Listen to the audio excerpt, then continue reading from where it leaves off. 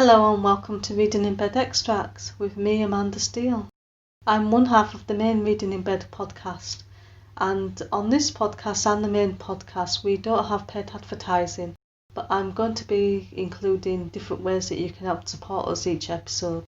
And this time I'm going to talk about Read Your Discovery, which is a platform that readers can sign up to be book reviewers, and they get the book for free. They get it in digital form, and they leave a review for the book in exchange. And if you sign up using my affiliate link, you can also get $50 when you leave your first review, and I'll also get $50 as well, so you can support us that way and also get free books. So if you want the affiliate link for that, you can email me at contact@amandasteelewriter.com. Now on to the extract for this episode, which is from a book called Subversive, and it's by an author called Colleen Cowley.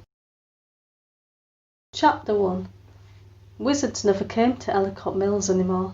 Beatrix stared at the contrary specimen striding towards her and had a fleeting thought, more of a hope really, that he simply needed directions to some other place. Then the man said, "I must speak with the mayor," and her heart sank. What if this was the town's new omnimancer? After so long without one, she'd assumed that Washington would never appoint a replacement. It did not bode well if they thought now was the time.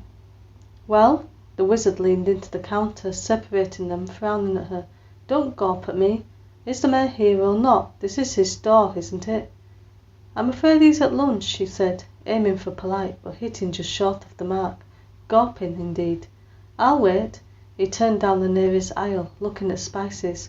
He hadn't introduced himself as a wizard, hasn't introduced himself at all, but his appearance spoke for him. Though he couldn't have been much older than 30, every hair on his head was silver, pulled into a queue that hung halfway down his back. Even Ellicott Mills residents knew what that meant. Beatrix stared at his profile with disfavour, and then surprised recognition. Sharp nose, pointed chin, thin mouth. Peter Blackwell, native son. She unclenched her teeth. The idea of Blackwell as the omnimancer of any place, let alone a small town, was ridiculous. For all the omnimancers lorded it over the masses, they were the bottom rung of the wizarded power structure. Blackwell had bypassed that rung from the start, and the town gossips claimed he did important hush-hush work for the Department of Defense. Just a home visit, perhaps, for the first time in 20 years. "You don't have fresh ginger," he said, returning to the counter. "I'm afraid not. No reason to carry it. Our customers who cook with ginger use it dried." She bent unfar as to grin. "And of course we have no wizards to brew with it." "Starting today you do. Order me £5. Mature, not young." Beatrix supposed she truly was gawping this time. "You can't mean you're to be our omnimancer?"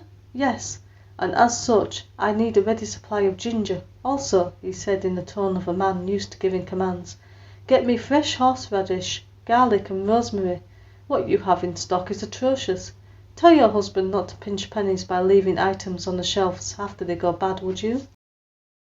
Perhaps he ended up back in Ellicott Mills by insulting the wrong person. "I'm afraid that's impossible, Wizard Blackwell," she said. "Madam?" "Miss, I can't pass a message to a non-existent person, you see. I am the mayor's employee, not his wife." He looked at her, really looked, for the first time since setting foot in the store. "I do apologise," he said, not sounding particularly apologetic, "if I've hit on the sore subject. Honestly." She cleared her throat to cover up laughter.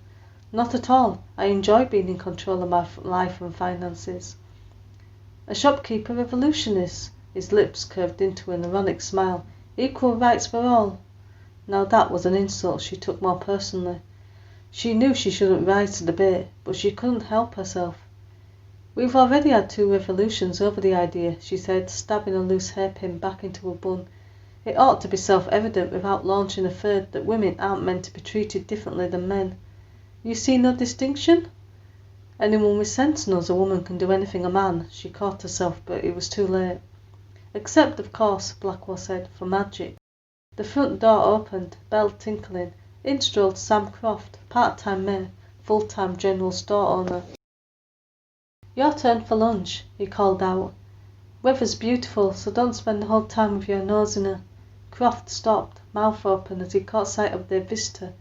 Then he offered her a hello that sounded 1 part wary and 2 parts impressed. "Mayor Croft, Wizard Blackwell would like to have a word," Beatrix said, trying to avoid sounding as if she wanted to throttle said wizard. "Should I handle the counter for you in the meantime?" Croft made shooing noises. No, you go have your lunch."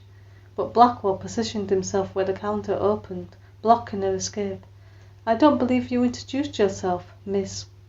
The old superstition about the power of names and never telling yours to a magic user crossed her mind.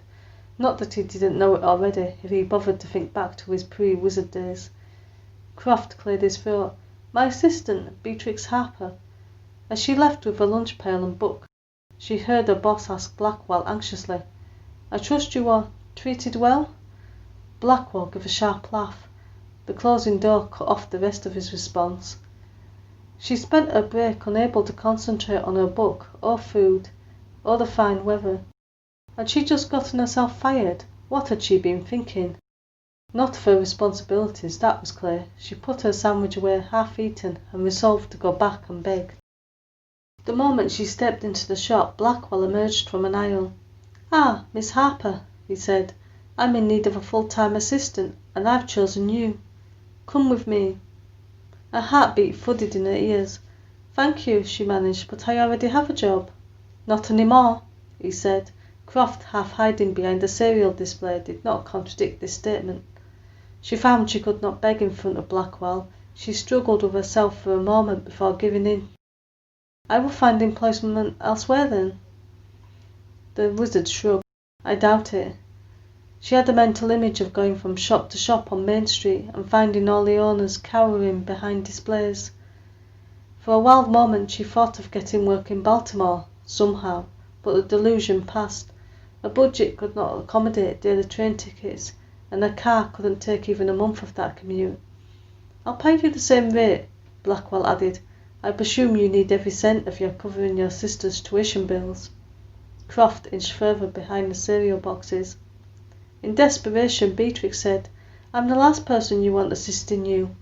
I'm the county chap, the president of the Women's League for Prohibition of Magic." "Yes. No doubt your membership will ask you to step down." Blackwell walked past her and held the door open. Feeling more powerless than ever before, she followed him out of Croft's goods, her face hot, her hand shaking, and toward the long empty Omnimancer's mansion. And if you want to read the whole book, you can buy Subversive by Colleen Cowley on Amazon, and I'll be posting a link to that in the write-up for this episode. So thanks for listening, and tune in next time to another episode of Reading in Bed Extracts.